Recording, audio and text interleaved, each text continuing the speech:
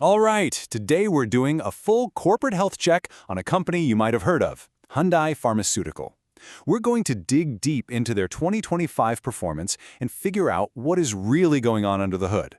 So let me ask you something. Are you maybe in that stage of life where you're caring for an aging parent? Navigating all the challenges that come with it? Maybe even something as tough as dementia? Or hey, maybe you're on the flip side of that. You're thinking about your own health, trying to make the right choices as you plan for your family's future. Or maybe it's something simpler, just grabbing that trusted drink off the shelf for a quick daily health boost. Well, believe it or not, behind all of these very different moments, there's one company that's been around for 60 years, and you probably don't even know it. It's Hyundai Pharmaceutical. And today, we are putting them right under the microscope. Okay, let's get right into it. Section 1, the 2025 financial turnaround. We're going to check the company's vital signs, so to speak. Let's see just how healthy these numbers really are. So first up, let's check the pulse. Their main business, the pharma side, saw revenues climb by about 11%. Went from around 144 billion won to almost 160 billion. I mean, that's solid, right? Very healthy, consistent growth. But that is not the real story here, not by a long shot. This is the real story. Just look at that number, plus 2,218%. No, that is not a typo. Their operating profit literally exploded.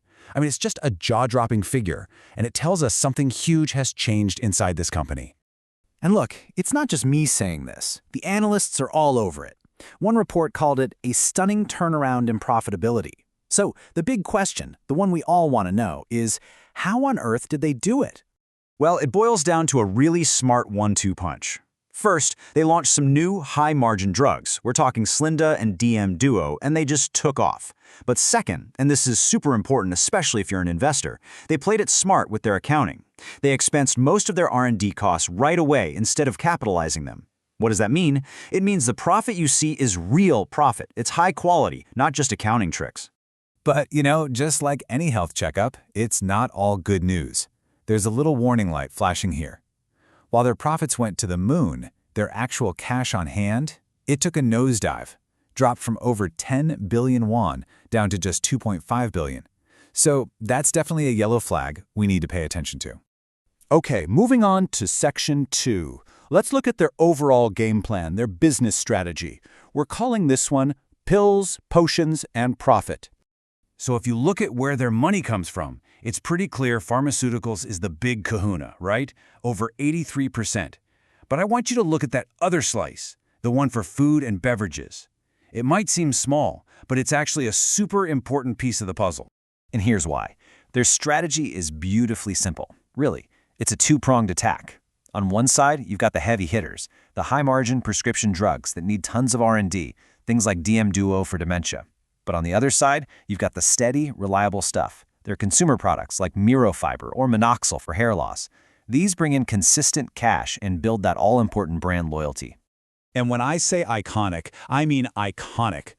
Fiber was literally the first dietary fiber drink in South Korea. And get this, since 1989, they've sold over 2.1 billion bottles. Think about that.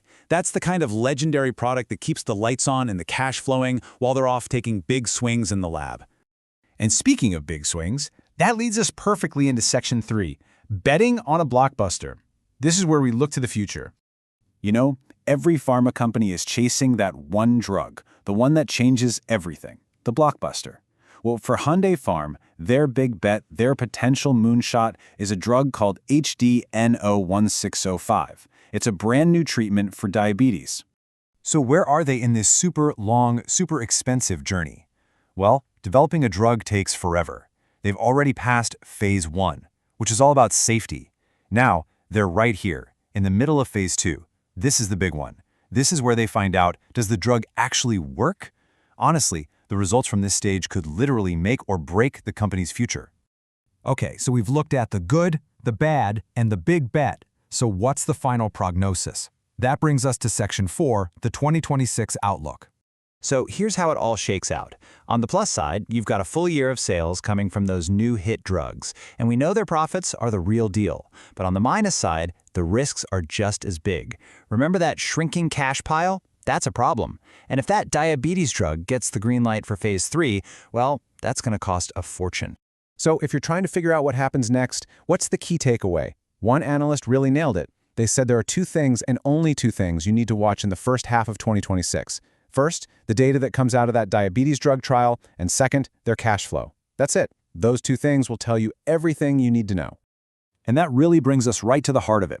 After this absolutely incredible turnaround, Hyundai Pharmaceutical has pushed all its chips to the center of the table. Their billion-dollar bet is down. And the only question left is, will 2026 be the year it all pays off?